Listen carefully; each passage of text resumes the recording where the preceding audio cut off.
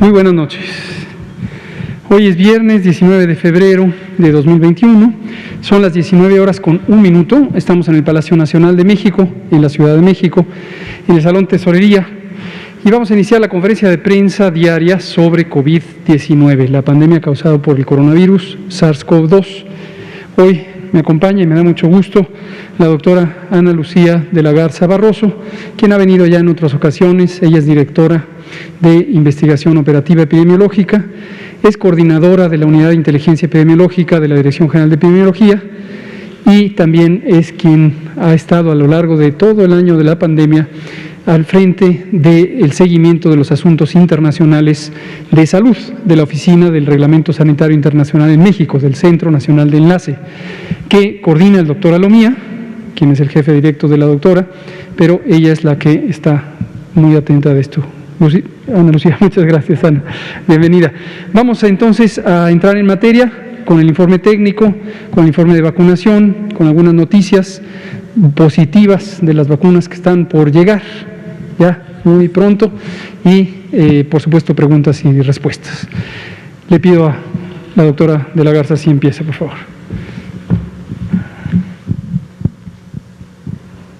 Muchas gracias. Con su permiso, muchas gracias, doctor. Muy buenas tardes, tengan todas y todos. Agradezco mucho la invitación nuevamente para poder participar con ustedes. Les saludo muy cordialmente desde donde nos estén visualizando, desde televisión, diferentes plataformas de redes, etcétera. Me da mucho gusto saludarles hasta donde estén. Y bien, el día de hoy me corresponde a mí brindar la información del comunicado técnico diario. Iniciaremos con esta gráfica que ya conocen, que cuenta con la perspectiva de los casos, incidentes y activos estimados, así como las personas recuperadas por semana epidemiológica. En nuestro Sistema Nacional de Vigilancia Epidemiológica, a través de los diferentes cálculos que realiza, tenemos un estimado, ¿no?, de 2.226.306 casos para el día de hoy. Como pueden observar, pues bueno, esto está representado en esta gráfica, en la línea de color azul, en donde vemos además una disminución del 21%, con una tendencia al descenso en esta curva que estamos visualizando a través de esta gráfica. Esto, recordar que es hasta la semana epidemiológica número 5 y pues que estaremos realmente dando un seguimiento muy puntual al comportamiento, sobre todo pues de esta tendencia descendente que se demuestra en este momento con un 21%. Recordar que mañana también pues es cierre de semana epidemiológica y que también pues es positivo continuar con este descenso hasta este momento. Posiblemente pues mañana cierre la semana con un descenso importante. También en nuestro sistema se registra a las personas que se han recuperado, ya 1.584.704 personas recuperadas, registradas en nuestro sistema de vigilancia epidemiológica. Y pues en esta cuestión también respecto a los casos que estamos pues presentando, tenemos un porcentaje, ¿no?, del 3% respecto a los casos activos estimados, están representados con la cifra de 56.123 como tal. Y pues también recordamos que estos casos activos están evidenciados su registro en los últimos 14 días. Y pues actualmente con 418.931 esquemas completos de vacunación contra COVID-19. Se comentará más al respecto al continuar con la presentación. Y lamentablemente pues ya con un registro de 178.965 defunciones también confirmadas a través de nuestro Sistema Nacional de Vigilancia Epidemiológica. La siguiente, por favor. Recordar que cada semana se presentan también estos indicadores. Estos son indicadores que vamos dando seguimiento como parte de un elemento semanal también. En este caso, pues también observar que la positividad se encuentra representada con un 32% para la semana epidemiológica 5 en este momento, con una disminución, ¿no?, de 2 puntos porcentuales respecto a la semana anterior, y que forma parte, ¿no?, estos indicadores también de los que vamos dando seguimiento de manera muy puntual durante la semana. ya en nuestro sistema también de vigilancia epidemiológica de enfermedades respiratorias virales, el CISVER, se encuentra notificadas 5.236.429 personas como tal registradas en este sistema, que de las cuales tienen un resultado confirmado 2.030.491 y de estas mismas han presentado un resultado negativo 2.768.503, y esto pues forma parte de los elementos que vamos dando seguimiento en los indicadores del Sistema Nacional de Vigilancia Epidemiológica. La que sigue. También este es otro de los elementos que vamos revisando de manera semanal, que se presentan en este caso que cada semana, precisamente los viernes, y este corresponde a la letalidad por semana epidemiológica al respecto pues del elemento de las defunciones. En este caso, lamentablemente vemos que se aumenta con un punto porcentual respecto a la semana anterior, y pues esto pues evidentemente también es uno de los elementos que nos recuerdan que debemos de continuar también con las medidas preventivas, ¿no? El uso correcto del cubrebocas, la etiqueta respiratoria, la sana distancia, etcétera, que ya conocemos. Esto lo tenemos que seguir aplicando, el lavado de manos, por supuesto, para poder continuar pues disminuyendo estas cifras y todos a su vez pues cuidarnos y tratar de disminuir la transmisión, así como vamos con esta tendencia a la disminución. En este sentido, pues también hablando de la hospitalización, en cuanto a la evolución diaria, tenemos aquí representada una curva, en específico también, en donde vamos viendo la ocupación nacional, en este momento a un 37% respectivamente como tal, y visualizamos también la disminución de un punto porcentual con respecto a la semana anterior en cuestión de esta evolución diaria y de este indicador. Me parece que las cifras no aparecieron en esta ocasión en la diapositiva, pero también es parte de los indicadores que vamos específicamente revisando: el total de personas hospitalizadas, las personas hospitalizadas en camas generales y las personas hospitalizadas con ventilación mecánica. En esta ocasión pues no apareció como tal la cifra, pero lo revisaremos y por supuesto se emitirá la información y el dato correspondiente. La que sigue, por favor.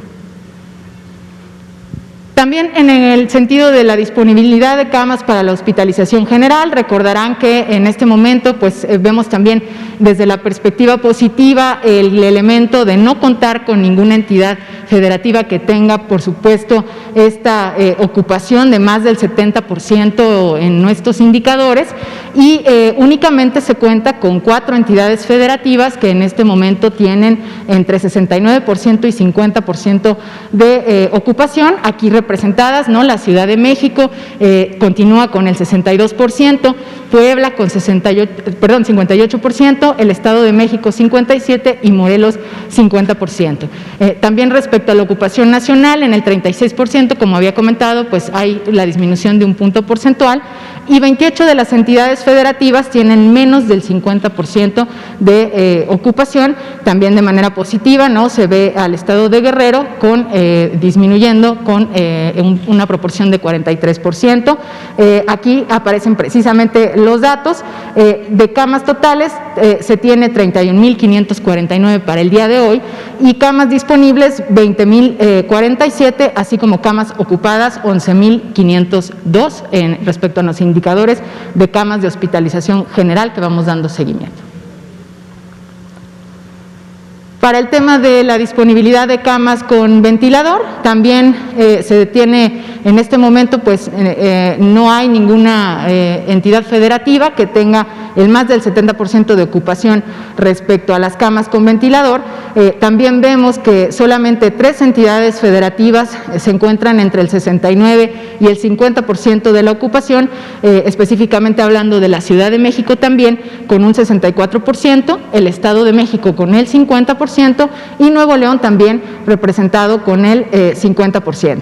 Aquellas entidades con menos del 50% van a ser un total de 29, Colima con una proporción de 49%, pero también con una evidencia de un descenso también para este indicador, y respecto a la semana anterior también una disminución de 2 puntos porcentuales para la ocupación nacional del 38%. También aquí tenemos los datos sobre las camas totales, las camas disponibles y las camas que se encuentran ocupadas en este momento, 4.407 y 7.127 respectivamente. La que sigue, por favor. También en este momento pues vamos a brindar también los indicadores internacionales, sobre todo ya también como un elemento quincenal para ir viendo cómo ha evolucionado también la pandemia a nivel mundial, lo cual pues también a través de la Unidad de Inteligencia Epidemiológica y Sanitaria damos un seguimiento estrecho y puntual de manera diaria. Reiterar que los datos también internacionales los pueden encontrar en el comunicado técnico diario, que está publicado también en la Dirección General de Epidemiología, en el sitio de la Dirección General de Epidemiología, con los datos internacionales y los datos nacionales de manera diaria.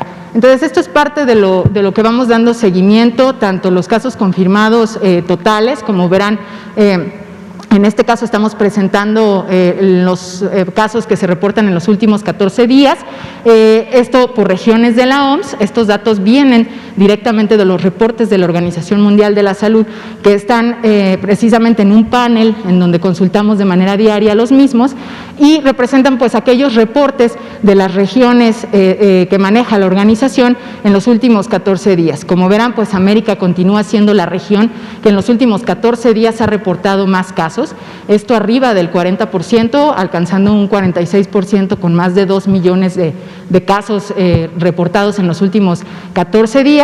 Europa es la segunda región, ¿no? con más de 30% de los casos, 35.5 específicamente, reportados también en estos últimos 14 días, y algunas otras regiones, ¿no? Presentan los elementos de los reportes restantes.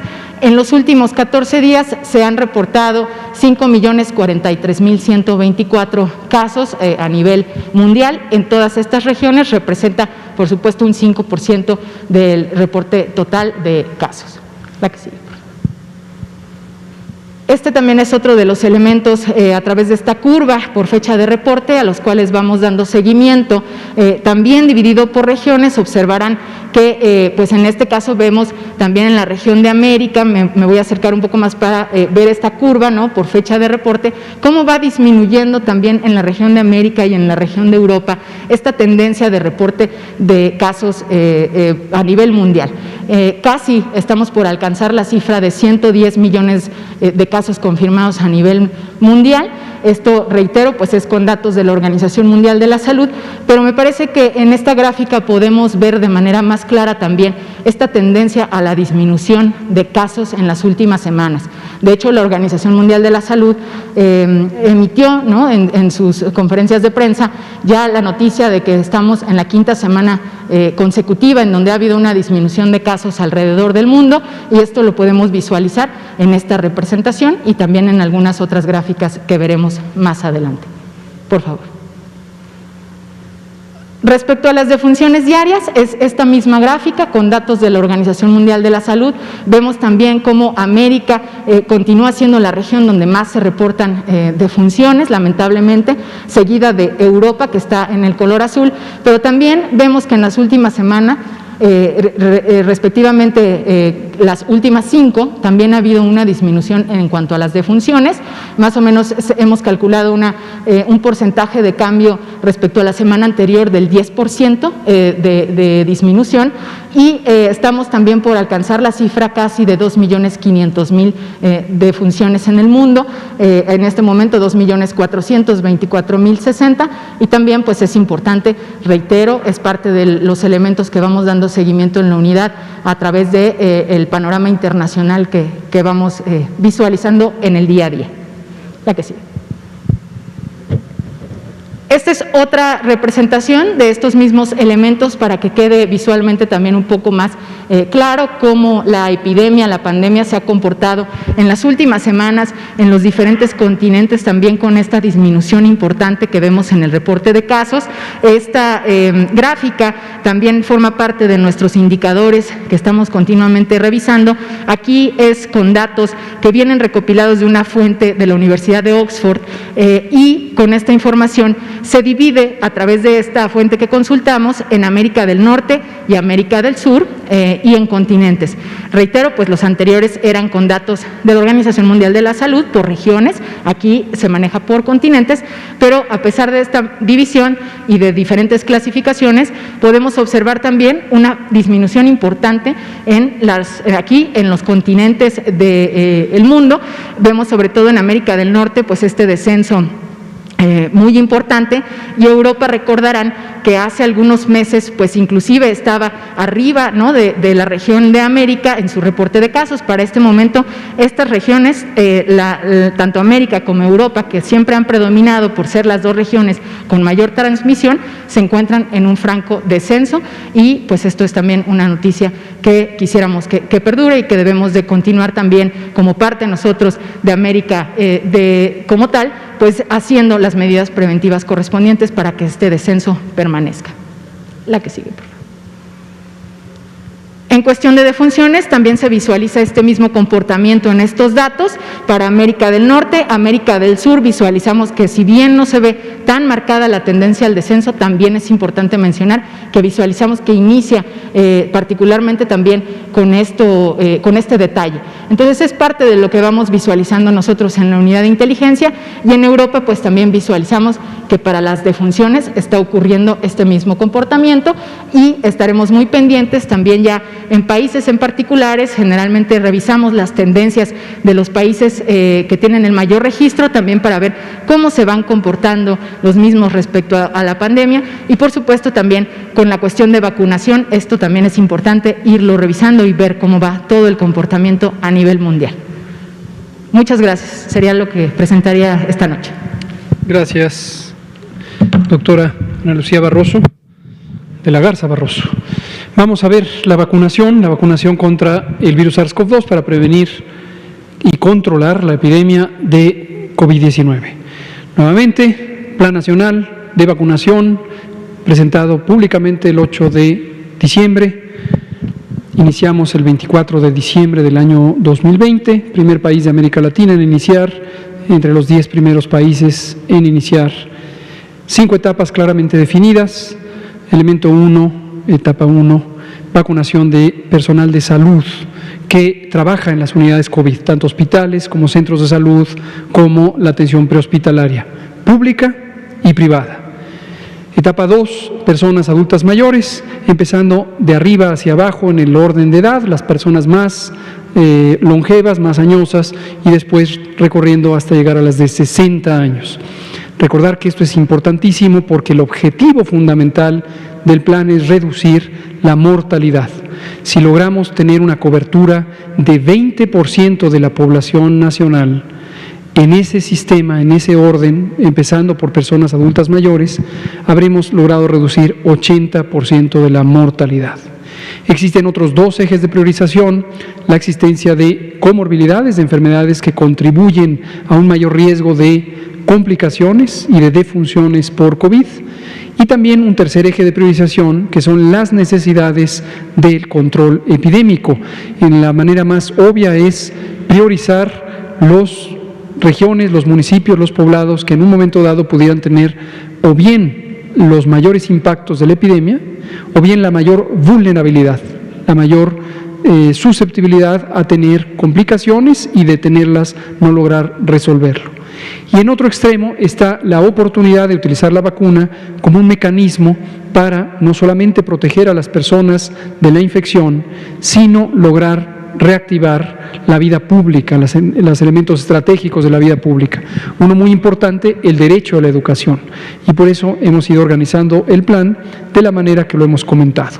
También recordar que las consideraciones sobre dónde, cuándo y cómo se utiliza la vacuna no solamente dependen de los objetivos de control, también dependen de la logística. Algunas vacunas tienen requerimientos de ultracongelación, tienen que estar a menos 60, 70 u 80 grados centígrados, como la vacuna de Pfizer-BioNTech. Otras pueden estar a menos 20 grados, como la vacuna Sputnik. Otras no necesitan ultracongelación y pueden estar entre 2 y 8 grados sobre cero, centígrados por supuesto, como la vacuna de Astra. también considerar que el abastecimiento de vacunas a todos los países del mundo está determinado por la velocidad de fabricación de las vacunas. Cada compañía que tiene una vacuna COVID tiene una capacidad de producción. Afortunadamente se ha ido ampliando la capacidad de producción, pero todavía es mucho menor de lo que se requiere. Algunos países, como se ha comentado recientemente, y el gobierno de México tiene un posicionamiento específico al respecto, algunos países concentraron la adquisición de vacunas y desde luego eso resultó en una menor oportunidad para otros países. Nosotros en México, desde el mes de agosto de 2020, cuando empezó a hablarse de vacunas, ya teníamos puestos los mecanismos de negociación para lograr tener oportunamente vacunas. Lo hemos logrado, pero dependemos de la velocidad a la que se producen.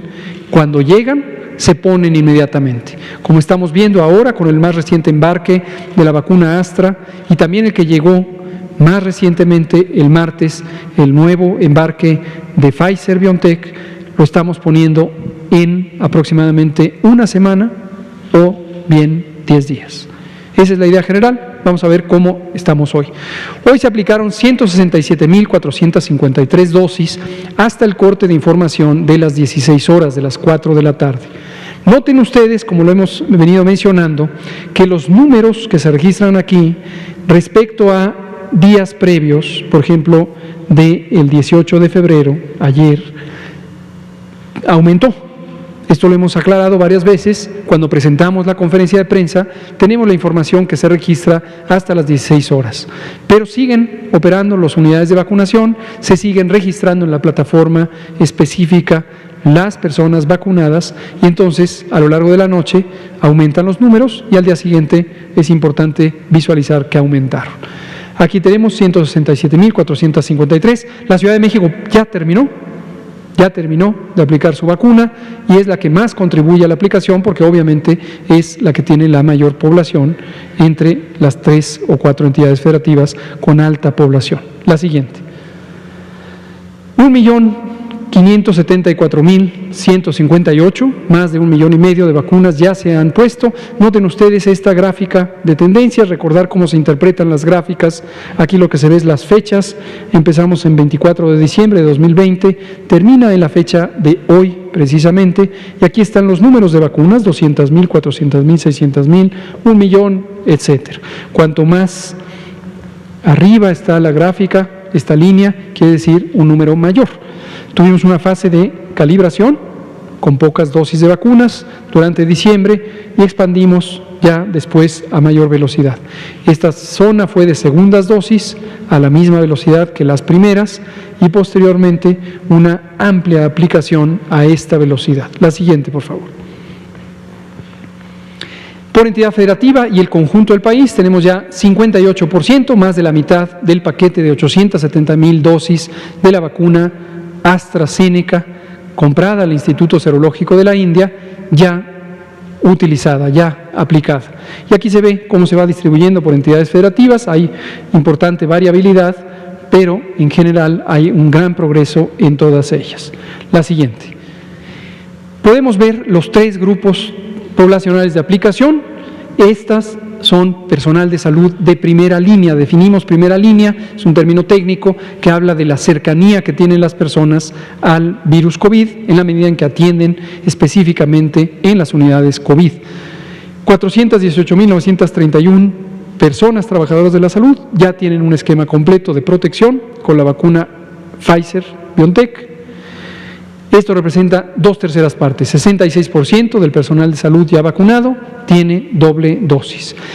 Habíamos comentado varias semanas atrás el tema de cuánto era la cantidad de días de separación entre la primera dosis y la segunda dosis. Se está logrando, tal como se programó, alrededor del día 35 para el segundo bloque. Y ya habíamos aclarado que desde el 8 de enero la Organización Mundial de la Salud hizo una recomendación específica sugiriendo que se podía ampliar hasta 42 días. No necesitamos ampliar hasta 42 días porque llegaron las vacunas, pero sí nos fuimos a 35 días. El personal educativo, solamente en el estado de Campeche, por las razones ya comentadas ampliamente, de momento no hay avance, porque en este momento las vacunas que llegaron, la de Pfizer para personal de salud y la de Astra para adultos mayores, para personas adultas mayores, son las que están siendo utilizadas. Aquí vemos que todavía, desde luego, no hay segundas dosis, no han pasado ni siquiera 4 días, y tenemos 502.826 personas ya inmunizadas. La siguiente. Eventos supuestamente asociados a vacunación e inmunización, también hemos comentado múltiples veces, se trata en su enorme mayoría, más del 99.4% de reacciones esperables, y son en general reacciones leves: dolor, poco de fiebre, quizá mareo, quizá náusea, quizá vómito, que se resuelven espontáneamente en los primeros 2 a 3 días. Si hemos tenido algunas que están enumeradas aquí, 30 personas que en su momento requirieron hospitalización y ya fueron dadas de alta, 6 que en este momento todavía están hospitalizadas. No necesariamente todos los eventos supuestamente asociados a vacunación terminan siendo relacionados con la vacunación, y para eso hay un comité médico técnico que revisa los expedientes clínicos de estas personas para dictaminar médicamente si se trata o no de una condición relacionada con la vacuna. La siguiente, por favor. Creo que es la última. Perfecto. Muy bien, pues vamos a pasar entonces a la sección de preguntas, pero antes les comparto noticias de las nuevas vacunas que llegarán a México. Mañana sábado, 20 de febrero, a las 5 de la mañana, llegará, proveniente de Hong Kong, la dotación de 200,000 dosis de vacuna CoronaVac de la empresa china Sinovac. No se confundan con estos dos términos, es la misma vacuna, la vacuna se llama CoronaVac, la compañía se llama Sinovac.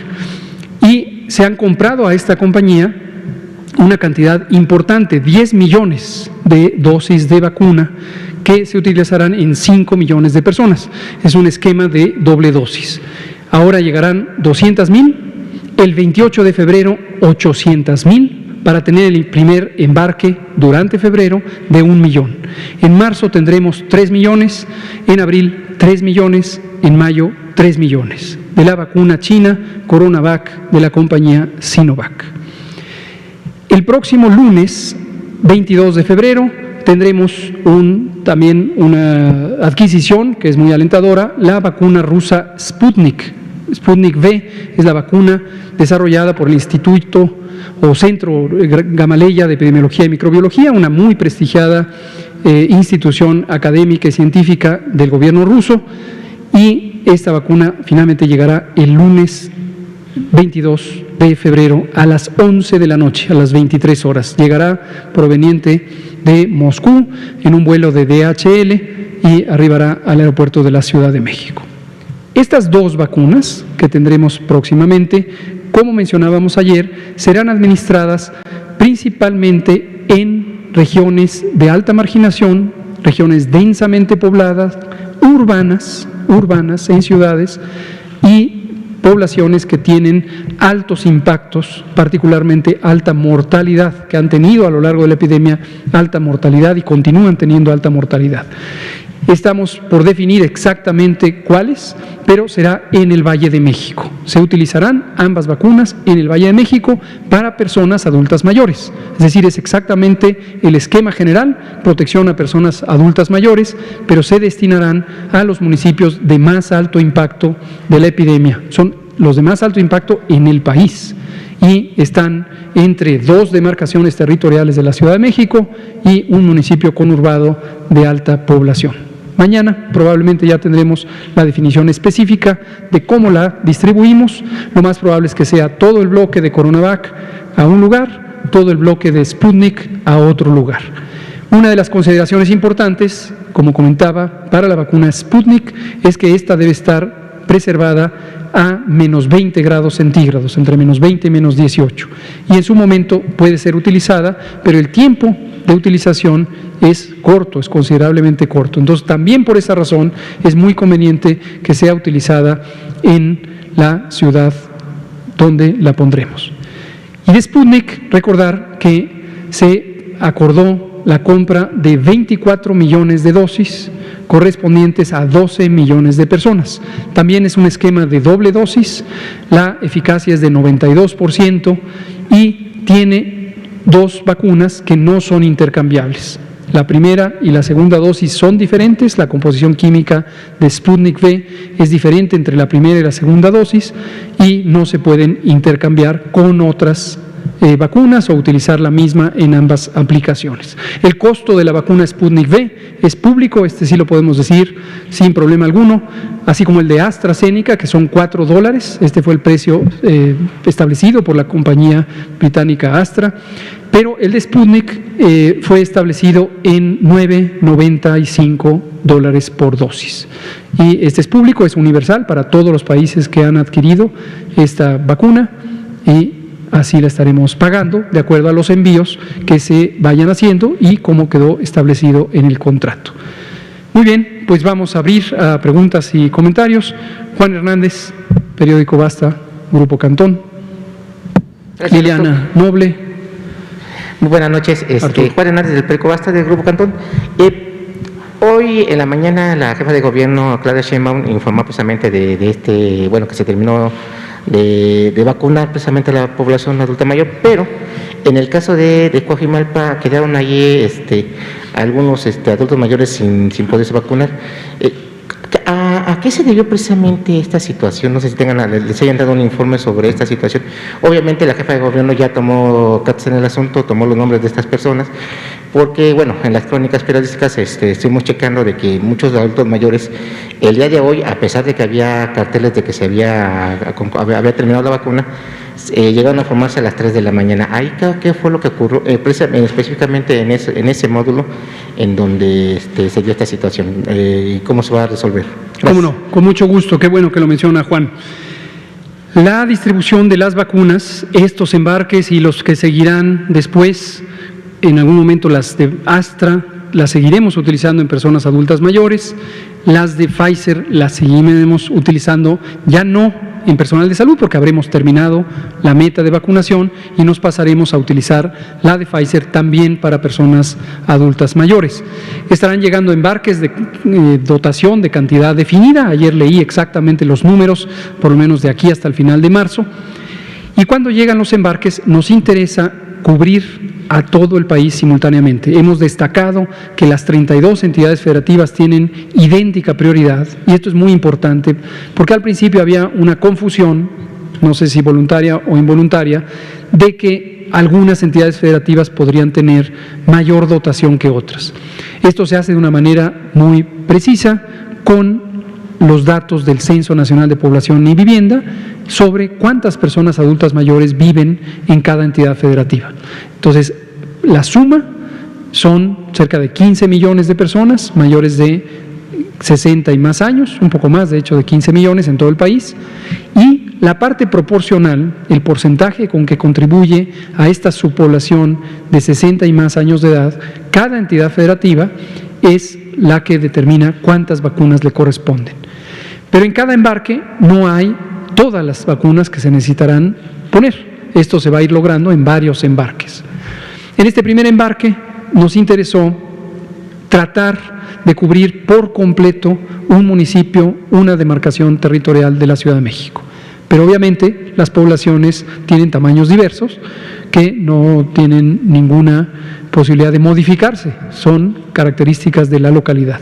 Empezamos por algunas que más o menos correspondían al total de vacunas que se podían tener, pero en algunos casos, como es Coajimalpa, hay más personas de las vacunas que en este momento estuvieron disponibles. No es ningún motivo de preocupación porque seguirán llegando vacunas. Entonces, efectivamente, no hay que hacer nada más que seguir esperando a que continúe el Programa Nacional de Vacunación y a todas las personas les llegará la vacuna. Gracias. Bueno, perfecto. Liliana Noble, Pulso Saludable. Gracias. Buenas noches, Liliana Noble, Pulso Saludable. Doctor Gatell, referente a lo que comentaba Juan, las personas entonces que no alcanzaron en este embarque de vacunas de Astra, pudieran estar contempladas para Sinovac o para Sputnik, no, ¿o no? No en este caso. Esta dotación específica de 200,000 dosis de Coronavac de la compañía Sinovac, que llegarán mañana a las 5 de la mañana, serán empleadas en paquete para una demarcación territorial o un municipio conurbado del Estado de México de alta marginación. Díganos dónde. Todavía no les puedo decir porque todavía no lo tenemos completamente definido. Y posteriormente, las demás dotaciones, tanto de Astra como de Pfizer, después de que terminemos de vacunar al personal de salud, serán utilizadas para personas adultas mayores. Es el número más grande hasta ahorita de la población blanco a vacunar. Pero entonces, estas personas que son residentes de Coajimalpa y en esta primera dotación no pudieron ser vacunadas, no se preocupen, les llegará la vacuna conforme vayamos teniendo los nuevos embarques. Bien. Doctora de la Garza, esta parte que hablaba el doctor Tedros de la reducción y mencionaban por ahí también una cifra, no sé si sea la correcta, de alrededor de un 50% de la reducción de los casos a nivel global. Esto habla de que la vacuna está ejerciendo su efectividad y de que el virus se está debilitando al no encontrar un organismo con la disponibilidad para poderse replicar, ¿o a qué se debe exactamente esta reducción? Gracias. Bien, no necesariamente, sino que también puede ser un conjunto. Recordemos que no nada más la vacuna es la única intervención que puede disminuir la transmisión. Es importante pues también recordar que hubo por ahí la presencia de incremento de casos en los últimos meses en otras regiones. Parte de eso fue también en Europa, que de hecho rebasó a América en algún momento con el porcentaje, una proporción muy grande, ¿no?, del incremento de casos. Es un conjunto, ¿no?, de las medidas en particular que se están realizando a nivel mundial, pero pues todavía no se sabe con certeza, aún esto lo seguiremos visualizando conforme pase el tiempo, pero es importante siempre tener esta perspectiva que en este momento a nivel mundial pues está ocurriendo una disminución de casos. Sin embargo, pues esto no quiere decir que nos tenemos que confiar, sino que tenemos que continuar con las medidas específicas que ya conocemos de sana distancia, lavado de manos, etcétera, y por supuesto utilizar de manera adecuada el cubrebocas, evitar espacios cerrados, aglomeraciones, reuniones en particular donde se puedan estar en estos sitios también cerrados. Y en el mundo pues pasa lo mismo, también las mismas medidas para disminuir la movilidad social también son aplicadas, y evidentemente pues es un conjunto de que estas medidas han estado funcionando y debemos continuar por ese mismo camino. Estaremos revisando muy pendientes el tema de la vacuna y en su momento a través de estudios también ya veremos precisamente la efectividad y los detalles del impacto de las mismas. Gracias. Y finalmente, doctor Gatell, ¿han tenido algún tipo de acercamiento con Cuba y su diseño de vacuna y el CONACYT? ¿Va a haber algún tipo de estudio con la población mexicana? Cuéntenos, por favor. Gracias. Mucho gusto. Efectivamente hemos explorado, yo diría que prácticamente todas las proyectos de vacuna que hay en el mundo. Esto es muy importante porque tenemos un reconocimiento amplio del panorama. Aquí es muy importante visualizar que el primer elemento de reconocimiento es científico. No se trata de ir a comprar por comprar, se trata de ir a identificar cuáles son las características de cada vacuna. Por eso es que el liderazgo de CONACYT, del Consejo Nacional de Ciencia y Tecnología, de su directora, la doctora María Elena Álvarez Villarroses, es sumamente importante. Como habíamos comentado varias semanas atrás, meses, establecimos hace meses un grupo técnico científico de ciencia, tecnología e innovación que coordina precisamente la doctora Álvarez Villa, coordina el CONACYT, y a través de este grupo hemos tenido la posibilidad de que personas muy expertas de la comunidad científica y médica mexicana identifiquen los distintos proyectos. Cuba tiene varios proyectos de vacuna, tiene una que se llama Soberana 1, otra que se llama Soberana 2, tienen unas pequeñas diferencias tecnológicas que en este momento no mencionaré, y tienen varios proyectos de desarrollo de medicamentos. Hemos tenido algunas 2 o 3 conversaciones de exploración. Con toda soltura el gobierno de Cuba ha puesto a disposición la conversación de académicas y académicos cubanos de los muy prestigiosos institutos de investigación y nos han compartido información al respecto.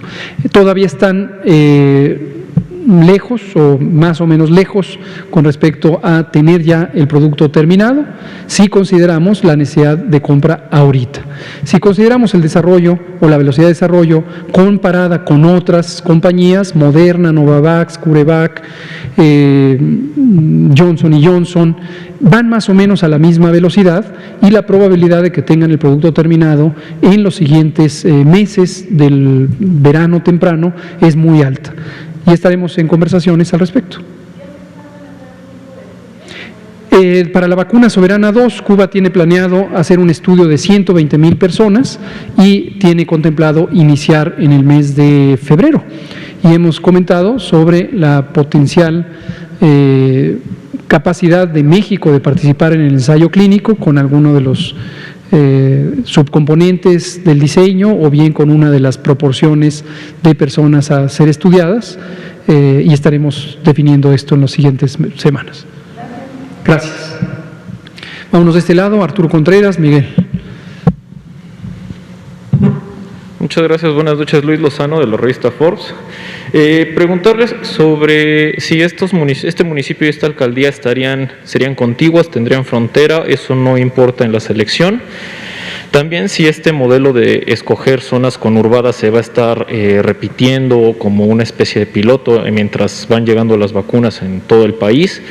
Y pues también cómo ¿tienen alguna especie como de lista o cómo van definiendo en dónde se van a seguir aplicando? Ya nos quedó claro que es por personas adultas mayores, que es por territorio y que es por marginación y alejamiento de servicios hospitalarios, pero quisiera saber si ya tienen como una jerarquización muy clara y ya está más definida la política de vacunación. Definitivamente, aquí no hay pilotos. Esto que usted dice, una especie de piloto, quítese esa idea de la cabeza. Si usted tiene esa idea y alguien se quedó con la idea que dijo el compañero, no tenga esa idea. Aquí no hay pilotos. Este es el programa de vacunación ya en la vida real. Tuvimos una fase de calibración. Eso es muy distinto de la fase de calibración que empezó el 24 de diciembre y terminó en los primeros días de enero. Se trataba de ajustar las condiciones de logística, el traslado, la refrigeración, la integración de los equipos de vacunación. Pero no hay pilotos, no es un experimento, esto es un programa nacional de vacunación. Definitivamente lo tenemos identificado con los criterios que he mencionado aquí prácticamente todos los días, desde el 24 de diciembre, los acabo de mencionar, y estos están escritos en el documento rector que presentamos públicamente el 8 de diciembre de 2020 y que el propio 8 de diciembre pusimos en el portal coronavirus.gov.mx. Ahora, la aplicación específica en qué demarcaciones territoriales de la Ciudad de México o en qué municipios del resto del país depende, como acabo de describir con todo detalle, de la velocidad a la que van llegando las distintas vacunas. Hay consideraciones, como lo acabo de decir, de la refrigeración, los grados de temperatura que se requieren conservar, hay consideraciones de la vulnerabilidad social de los municipios, el acceso a servicios, las condiciones de vivienda general de las personas, no vivienda física, el alojamiento, sino en general las condiciones de vida. También la mortalidad. La mortalidad, como es el objetivo fundamental del programa, es uno de los indicadores importantes. Tenemos obviamente vigilancia epidemiológica desde que empezó esta epidemia y hemos identificado con toda precisión cuáles son los municipios que tienen la mayor mortalidad. El conjunto de todas estas variables nos lleva a tomar decisiones muy dinámicas. Tenemos reuniones 2 veces a la semana, los lunes y los jueves, generalmente a las 18 horas. Por eso a veces llego un poco tarde a la conferencia. Y ahí participa una parte muy sustantiva de todo el gabinete del Gobierno de México. Tomamos discusiones constructivas basadas en evidencia sobre todo esto. Y lo vamos a ir anunciando porque tenemos un principio general que se llama transparencia plena. Iremos anunciando cuando se toman las decisiones. Por ejemplo, ahora mismo, lo que usted me pregunta y se lo agradezco, tenemos la intención de utilizar 200,000 dosis de la vacuna CoronaVac de la compañía china Sinovac y 200,000 dosis de la compañía rusa Human Vaccine, que es quien representa al Instituto Gamaleya. Estas serán utilizadas en 2 municipios o demarcaciones territoriales de la Ciudad de México y la zona conurbada del Estado de México, que tienen los criterios que acabo de mencionar. ¿Cuáles son específicamente? No se lo puedo decir en este momento, sencillamente porque estamos trabajando en todas estas consideraciones, incluyendo la que decía Juan Hernández sobre cuántas vacunas se necesitan para cada una de estas unidades territoriales. No necesariamente. Puede ser que circunstancialmente en este caso terminen siendo 2 demarcaciones territoriales y un municipio que estén vecinos, pero no necesariamente tienen que ser los que están vecinos, pueden ser los que están distantes. Gracias. Arturo Contreras, pie de página. Gracias, buenas noches, Arturo Contreras de mi página. Hace 2 semanas nos comentaban que se estaba planeando fortalecer la parte del INDRE que hace la identificación de las variantes genómicas que tiene el virus, ¿no? Y de sus mutaciones, porque hasta el momento la capacidad que tenía para identificar nuevas variantes era un tanto limitada. Entonces, saber un poco cómo ha ido este trabajo, ¿no? Y cuál ha sido el avance en la identificación de esta no nueva variante o sí nueva variante mexicana descubierta en Guadalajara. ¿Qué se sabe hasta el momento? ¿Cómo no? Vamos el lunes, yo creo que dejamos eso, le vamos a pedir al doctor Alumía que lo presente, quizá traemos nuevamente a nuestro compañero Ernesto Ramírez, quien es el jefe de la Unidad de Biología Molecular del INDRE, para que comente específicamente de esta variante que se encontró en Jalisco. También actualización sobre la que se encontró en Tamaulipas, de la variante inglesa. Respecto al sistema, no es tanto reforzar una unidad del INDRE, es un sistema, es una red de colaboración con instituciones académicas, científicas de México y, una vez más, el importantísimo papel del CONACYT y de la doctora Álvarez Builla. Gracias al entusiasmo, gracias a la capacidad de convocatoria de la doctora Álvarez Builla, tenemos ya esta red de colaboración y todavía no ha empezado a operar todos los centros, pero las reflexiones, las discusiones, los análisis ya los hacemos con el conjunto de estas unidades. Y nos preguntan desde las redes sociales, personas que están en el frente de COVID, que no les tocó la vacuna porque los mandaron de vacaciones, ¿no? Entonces, pues hubo gente que salió de vacaciones y que ya no se vacunó y no saben cuándo les va a volver a tocar, ¿no? Porque regresan de las vacaciones y ya pasó la vacunación y entonces ellos siguen trabajando, entonces no saben muy bien qué hacer. Pues bueno, eso. ¿Cómo no? Creo que es una inquietud legítima, pues el que se fue del lugar donde estaba aplicándose la vacuna no se le pudo aplicar y veremos que en la próxima oportunidad que llegue vacuna a ese territorio, pues desde luego se pueda lograr que se vacunen. Muchas gracias. Miguel, por favor. Muchas gracias. Buenas noches, doctor Hugo López-Gatell, doctora Ana Lucía, muy buenas noches. Mandamos un saludo al presidente López Obrador y gracias por estas conferencias de prensa. Doctor, nos habían enseñado durante mucho tiempo que cuando un cuerpo ajeno entraba al organismo, el sistema inmunológico empezaba a reaccionar y provocaba pues, fiebre, dolor de cabeza y bueno, todo lo que nos hace ponernos mal cuando nos enfermamos.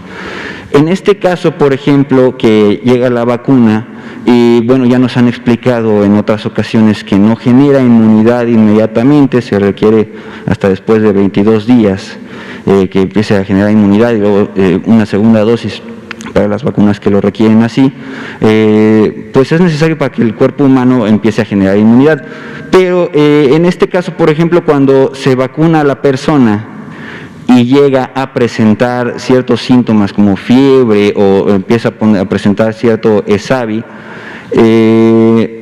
¿cuál es la reacción que tiene el cuerpo? ¿Es inmunidad o por qué el cuerpo humano reacciona de esa manera si no es inmunidad? ¿Qué es lo que provoca un ESAVI en un cuerpo humano? Cómo no, gracias. Creo que es una pregunta importante para que las personas que nos escuchan identifiquen más sobre esto de los ESAVI. ESAVI son las siglas de evento supuestamente asociado a vacunación e inmunización. Y esto es reacciones, como usted identifica correctamente, que tiene el cuerpo humano frente a el hecho de recibir una sustancia que no es propia del cuerpo. En este caso, se trata de alguna sustancia relacionada con el virus SARS-CoV-2, ya sea el ácido ribonucleico, es decir, su material genético, ya sea una subunidad del virus, ya sea una proteína del virus, por mencionar algunas de las tecnologías de uso común. En el momento en que entra esta sustancia a través de la inyección, que ocurre en una región muscular, generalmente del brazo, los elementos de detección del sistema inmune, sería demasiado complejo entrar en cada detalle, pero son células y son sustancias, proteínas, moléculas, que detectan la presencia de este componente extraño. Y esto hace que una serie de señales químicas en el cuerpo estimulen la fabricación, la producción de muchas células, las que genéricamente conocemos como glóbulos blancos. Hay varios tipos de glóbulos blancos, no entraré en detalle alguno al respecto, pero estos se multiplican y algunas de ellas producen lo que se llama anticuerpos. En todo ese proceso participan también otras sustancias que circulan por el cuerpo y estimulan estos síntomas: fiebre, escalofríos, dolor, también otras reacciones que ocurren durante el proceso de respuesta inmune, enrojecimiento en el sitio de inyección. Entonces, generalmente estas son. Ahora, ESAVIS también pueden ser otro tipo de reacciones no relacionadas con ello, porque en alguna persona haya alguna clase de desbalance del funcionamiento habitual del cuerpo. Como estas vacunas han sido probadas en ensayos clínicos, fase 1, fase 2, fase 3, tenemos en todo el mundo una confianza razonable de que son seguras, de que no causan una reacción adversa de importancia. Cuando se usan por millones o por decenas de miles, entonces se puede presentar que alguna persona, entre miles o millones, pudiera tener una reacción adversa que no se había identificado previamente. Y son muy diversas, no tendría caso hacer una lista de cuáles son, porque son extraordinariamente diversas. Algunas son inflamatorias, algunas son alérgicas, y son de muchos tipos, algunas son cardiocirculatorias, algunas son neurológicas, y para eso los comités, como este comité médico que tenemos, hace una revisión exhaustiva de qué pudiera explicar que se presente una reacción en determinada persona. O sea, se dispara el sistema como inmunológico, pero no para identificar exactamente al coronavirus. No, sí para identificar el coronavirus, sí, y responder frente a él. Ok. Una segunda pregunta, doctor. Ya que se está desarrollando toda esta vacunación, comienza a haber personas ya vacunadas y personas que no tuvieron la vacunación, pero por que no quisieron la vacuna, porque a lo mejor no se pueden vacunar por alguna alergia o por hospitalización, etcétera, etcétera. Pero estos dos sectores, la pregunta es ¿cómo podríamos trabajar de alguna manera esta diferencia? Comienzan a haber noticias a través del mundo de la diferenciación cuando, por ejemplo, un albergue, por ejemplo, si hay adultos mayores que ya se vacunaron y adultos mayores que no se han vacunado o que no se vacunaran, pues está este cruce de personas. Por ejemplo, también en las escuelas vamos a ver más adelante alumnos que se vacunaron o personas que ya se vacunaron junto con personas que no se vacunaron. No hay ningún problema. No hay ningún problema. No hay ningún problema. Es voluntario que las personas se vacunen. Recomendamos a todas las personas, a menos que haya una condición médica que haga absolutamente prohibitivo el uso de la vacuna, cosa que es extremadamente raro, recomendamos que todas las personas se vacunen, pero es completamente voluntario. Y no hay ningún problema si alguien se quedó sin vacunar, obviamente no estará protegida esa persona en términos de el riesgo de infectarse o de desarrollar enfermedad. Una tercera, y por ejemplo, cuando se llega a presentar esta situación, por ejemplo, salió una noticia del Vaticano que comentaba que a las personas que no se llegaran a vacunar se les iba a tener de alguna manera calificadas en el ámbito laboral. ¿Cómo se va a trabajar? Aquí en México no. Hay algunos países, efectivamente, que han puesto como una motivación, como un estímulo, algunas facilidades en la vida pública para las personas ya vacunadas, acceso más temprano a sitios públicos, a comercios, etcétera, quien tenga demostración de que fue vacunada. Eso no corresponde con la política de México, no lo vamos a utilizar. Tiene que ver con algo que hemos comentado durante todo 2020, de la importancia de no estigmatizar o depositar la responsabilidad del control epidémico en cada individuo. Muchas gracias, Miguel. Juan Hernández, por favor.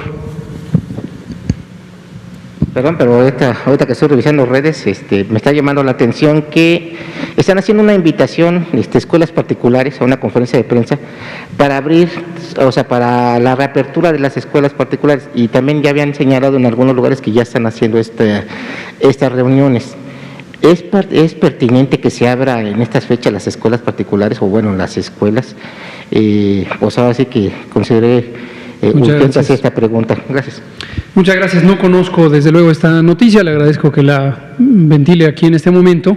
Lo que podemos decir en términos generales es que a lo largo de 2020 creo que la mayoría de las personas les quedó muy claro que el mecanismo fundamental de propagación del virus es la convivencia en espacios públicos, mayormente los que son cerrados. El Sistema Educativo Nacional, por una disposición general, que es una acción extraordinaria en materia de salubridad general, fue temporalmente cerrado desde marzo de 2020. Los sectores público, social y privado también de la educación. Esto fue una disposición del Consejo Nacional Educativo, que lo conforma la persona titular de la Secretaría de Educación Pública, en ese momento el maestro Esteban Moctezuma Barragán, ahora tenemos el gusto de que esté la maestra Delfina, y las 32 personas titulares de los sistemas educativos estatales. Por consenso, prácticamente, fue por mayoría, lo único que varió fue una decisión sobre la fecha de inicio de esta medida, pero desde el 17 de marzo de 2020 permanecen cerradas las escuelas. Recientemente hay algunos países, incluido Estados Unidos, que a través de sus agencias de salud pública han formulado propuestas técnicas basadas en evidencia recolectada y analizada a lo largo de la epidemia, que sugieren que podría ser factible abrir escuelas sin que necesariamente exista un riesgo extremo de propagación, aún en ausencia de vacunación, Estas tipo de iniciativas, desde luego, como hacemos nosotros todos los días, las identificamos, las analizamos, las discutimos, las conversamos con el extenso grupo de trabajo. Precisamente la doctora Lucía de la Garza es la que detecta todas estas iniciativas. Estamos analizando la más reciente propuesta de los Centros de Control y Prevención de Enfermedades de Estados Unidos y estamos formulando conjuntamente con la Secretaría de Educación Pública un posible esquema de reapertura. La noticia que usted lee en este momento, asumiendo que fuera cierta, estaría hablando de una iniciativa desordenada, precipitada, no integrada a una política pública nacional, por la razón que sea, legítima o no legítima, y desde luego estaría, desde mi punto de vista, contribuyendo negativamente al manejo de la epidemia. Sugiero respetuosamente a cualquier colegio particular que haya formulado esta idea, que tengan a bien recordar que viven en una sociedad, en un Estado nacional, y que es muy importante conservar la calma y dialogar, presentar propuestas que serán sin duda escuchadas, consideradas para tomar una decisión del Estado mexicano, del que forman parte, por cierto. Muchas gracias. Son las 19:59, ya no nos da tiempo. Una pregunta más, pero mañana sábado seguiremos la conferencia de prensa. Recordar, viene vacuna Sinovac, Coronavac, mañana a las 5 de la mañana, viene Sputnik V el próximo lunes 22 de febrero a las 23 horas, 200,000 dosis de cada una de ellas, que serán aplicadas en municipios o demarcaciones territoriales de alta marginación, alta densidad poblacional, alto impacto, alta mortalidad. Muchas gracias, muy buenas noches.